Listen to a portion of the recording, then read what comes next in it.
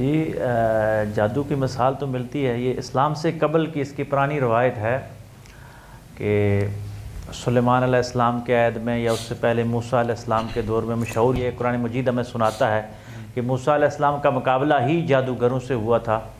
اور پھر آقا علیہ السلام کے زمانے میں آقا علیہ السلام نے یہ آخری 2 صورتوں کا شان نزول دیکھا جائے، قل اعوذ برب الفلق اور قل اعوذ برب الناس کا، تو یہ جادو کی ایک پوری تاریخ بنتی ہے۔ لیکن یہ بات جو ہے نا یہاں پہ تھوڑا سا سمجھنے کی ضرورت ہے کہ جادو کسی کا کاروبار بند کر سکتا ہے، جادو کسی کو بیمار کر سکتا ہے۔ دیکھیں مسلمان کو ایک چیز کا بڑا واضح یقین ہونا چاہیے کہ اللہ تبارک و تعالیٰ کے چاہنے سے ہی سارا کچھ ہوتا ہے، بے شک بے شک۔ اور آقا علیہ السلام کے حوالے سے جو جادو کی ایک روایت ہے